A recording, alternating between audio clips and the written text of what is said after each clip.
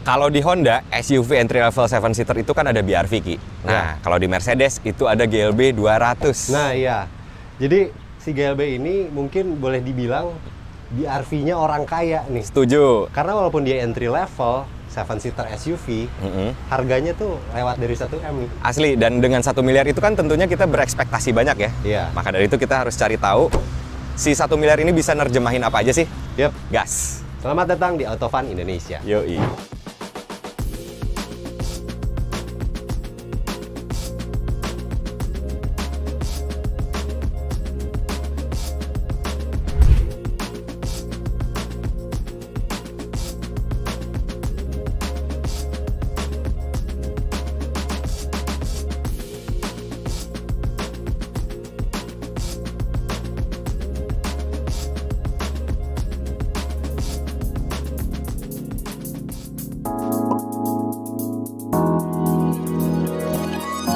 Jadi berhubung ini 7-seater kan ya, Benar.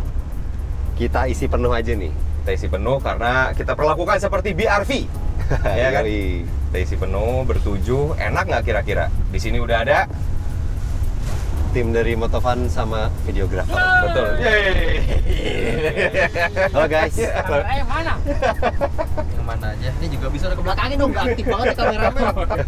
Jadi formatnya kita duduk depan, tentunya berdua lah. Iya. Depan tengah 3, belakang 2. Karena memang paling belakang itu ke split ya.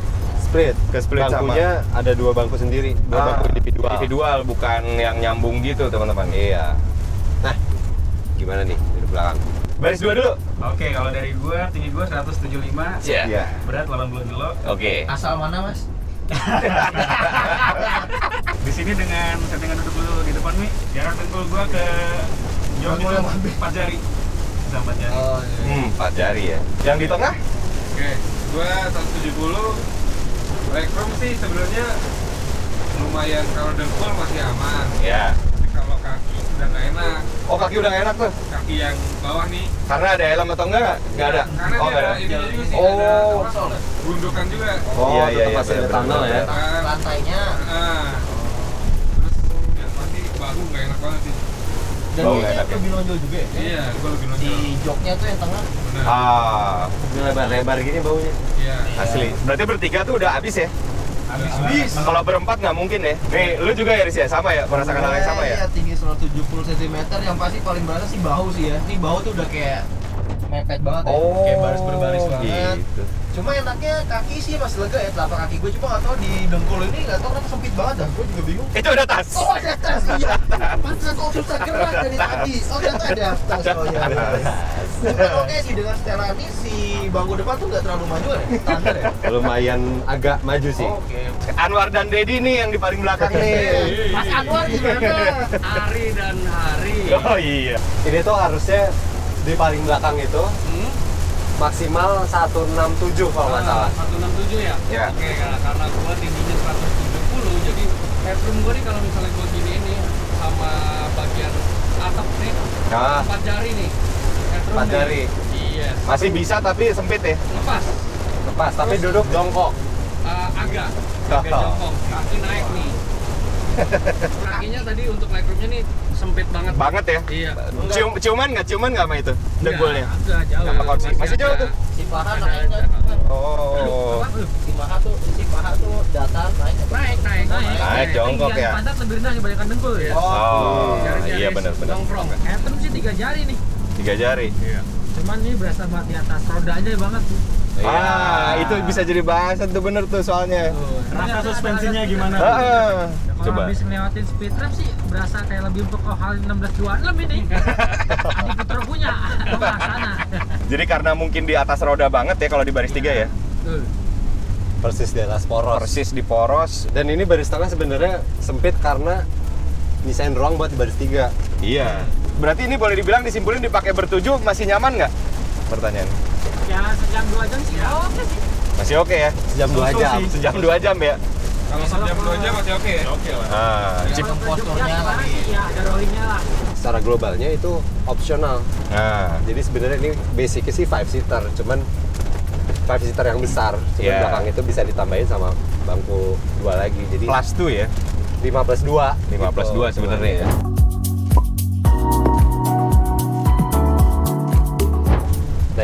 Mercy nih, Mercy. Iya. Bantingannya menurut lo pada gimana? Memenuhi ekspektasi sebuah Mercedes nggak ini? Kalau menurut gua ketika naik Mercy itu harusnya kan memberi kesan yang premium gitu kan. Secara dari segi brand, dari segi harga juga ini nggak murah kan ya Mas ya? Nah, nanti kasih aja range kira-kira berapa pantasnya. Ya kalau lewat jalan yang mungkin nggak terlalu kasar sih masih oke. Cuma ketika lewat speed ramp yang lumayan kencang atau polisi dulu yang agak tajam tuh yang agak lancip, itu lumayan agak nyundul badan sih ya. Kayak kurang antep gitu. Apa sih antep bahasa Kajartanya tuh? Kajarta. Bahasanya tuh Ampek. Aduh, ampek bahasa lagi lah itulah. Kalau gue sih nggak rasanya di tengah ini nggak nyaman banget sih. Nggak usah nangis tapi biasa aja. Nggak nyaman banget karena satu udah pasti gue di apit 2 orang nih. Iya. Jepit, oke. Gue bandingan suspensinya kan rasanya agak nggak seperti Mercy lah ya. Agak cenderung keras. Oke. Keras, jadi kurang nyaman sih menurut gue. Menurut gue. Iya. Kalau menurut gue setuju sih sama Dava. Paling belakang udah bisa ditebak lah ya. SUV mana yang duduk paling belakang nyaman? Oh iya, betul Tapi soal bantingannya deh, di paling belakang gimana tuh? Keras. Lebih berasa sih daripada tengah. Kalau tengah aja bilang berasa, ya belakang lebih berasa. Iya lah pasti. Iya benar makanya. Di atas poros. Iya, di atas poros. Ditambah lagi kita kayak ini posisi-posisi kayak di setrap gitu. Iya, agak ngapa-ngapain kan? Jadi gini teman-teman, memang apa yang dikatakan di tadi orang yang duduk di baris tengah, di belakang itu memang benar kita sebagai pengemudi di depan pun sebenarnya merasakan hal yang sama teman-teman. Jadi karakter suspensi dari GLB ini cenderung ke arah stiff gitu. Mungkin kejarannya adalah handling karena dia sedikit lebih tinggi, yang mana memang handlingnya cukup presisi ya. Iya betul. Jadi kurang kalau ekspektasi sebuah Mercy itu yang ngarepin suspensinya lembut itu kurang kerasa di GLB kali ya. Betul. Kalau menurut gua ini arahnya ke stiff nih kalau ada ininya, ada spektrumnya. Spektrumnya arahnya tuh lebih condong ke stiff. Ke stiff, ini stiff nih. Iya. Gitu. Iya. Ya benar, cenderung ke stiff.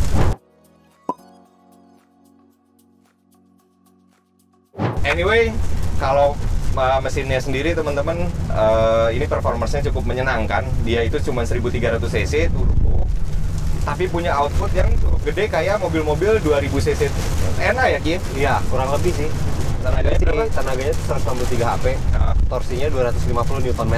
Nah, jadi tenaganya kurang lebih di mesin-mesin 2000 cc, tapi si output torsinya yang lonjok gitu di kelasnya 1500 turbo, 2400, NA. Jadi nendang lah mobilnya. Bener. Dan hasil akselerasi kita itu 0 sampai 100 km per jam terbaiknya ada di 10,41 detik, yang mana itu kondisi ESC menyala, AC dimatiin, hasil terbaiknya baru bisa segitu, walaupun klaimnya 9 detikan ya Ki ya.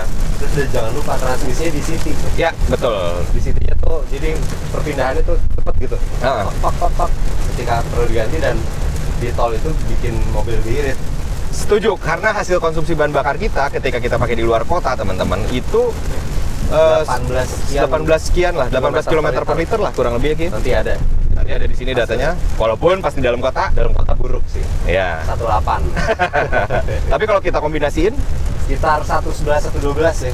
Cukup lah ya buat power segede gini. Cukup lah. Jangan lupa outputnya tuh gede, torsinya besar, tenaganya besar. Setuju banget. So, kesimpulannya, kalau berekspektasi soal suspensi, mungkin teman-teman tidak bisa terpenuhi ekspektasinya selayaknya sebuah Mercedes. Karakternya cenderung stiff, tapi kalau misalnya performance, handling, dan rasa-rasa mengemudinya, itu semua terpuaskan menurut gue. Oke lah ya Ki, tadi kalau soal suspensi mungkin tidak bisa dibilang maksimal lah ya. Iya lagi. Ya kan? Agak keras ya. Cenderung stiff banget karakternya. Suspensinya. Ekspektasi agak kurang Mercy. Bener, ya, bener. Tapi ya kali 1 miliar itu doang yang dibahas. Enggak, harusnya enggak. Coba nih di dalam. Karena dalam. dari sisi kita sekarang bahas visual dan rasa nih. Visual dan rasanya ya Mercedes gitu. Sesuatu yang solid. Betul. Kita dari pengoperasian tombol nih. Tombol itu kayak kokoh gitu. Ya. Switch-switchnya. Ya. Ini kokoh gitu rasanya. Terus walau dia masih kita bisa temuin plastik-plastik bukan hard plastik sih. Ada sih Iya, hard plastik sebetulnya. Ada hard plastik.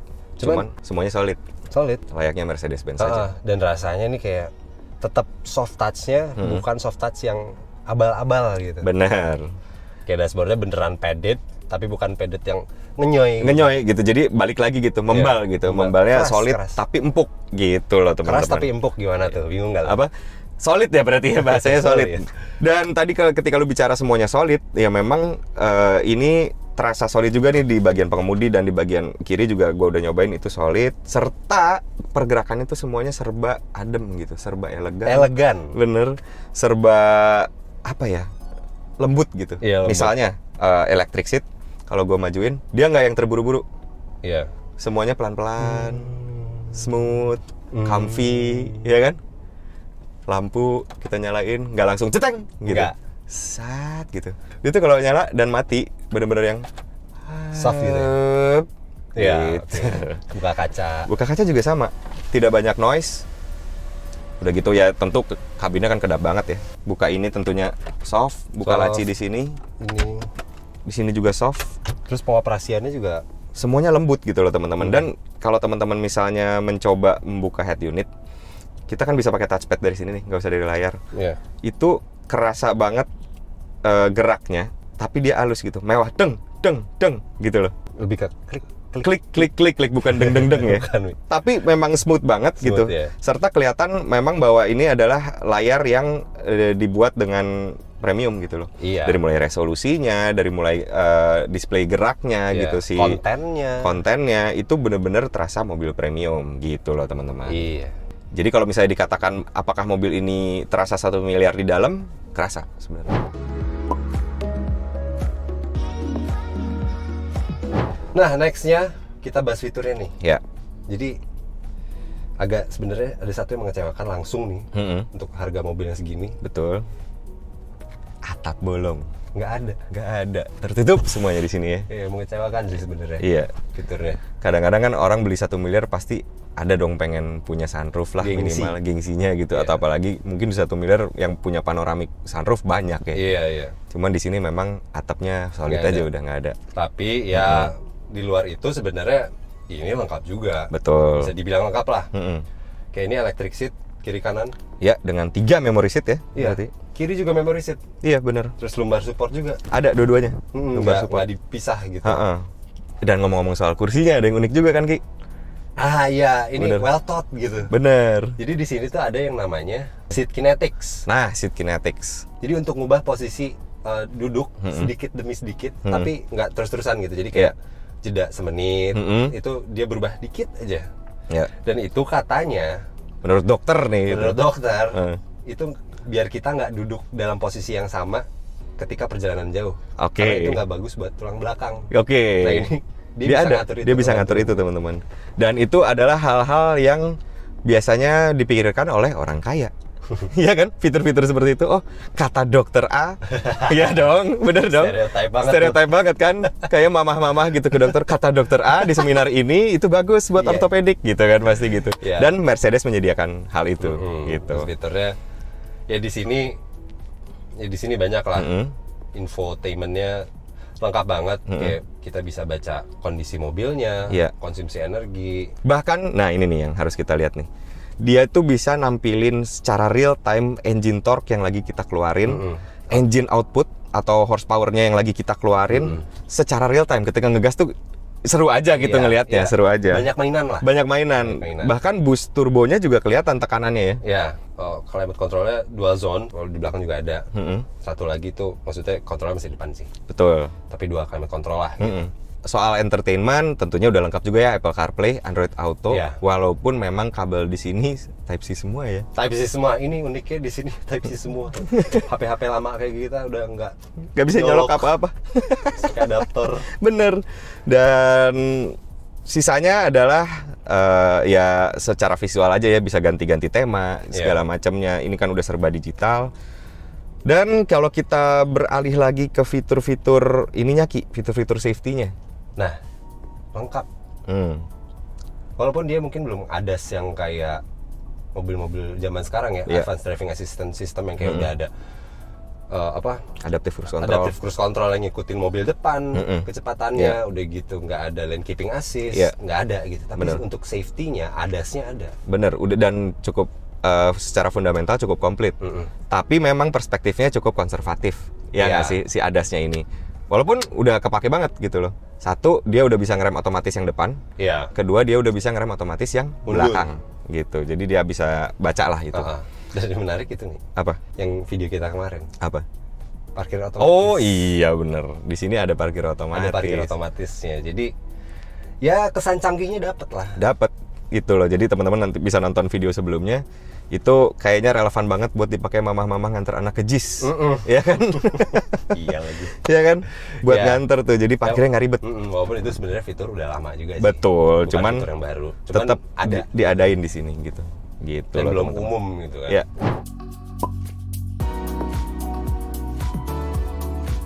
Dan tentunya nggak cuma di dalam laki ya. Kemewahan 1 miliar itu tentunya kita butuhkan juga looks-nya dari luar gitu. Iya. Dianggap orang gimana kira-kira? Presence-nya gimana gitu. Betul. Kalau menurut lu sendiri? Menurut gua dari dimensi dulu, karena ini disebut kompak juga enggak gitu, gede mobilnya.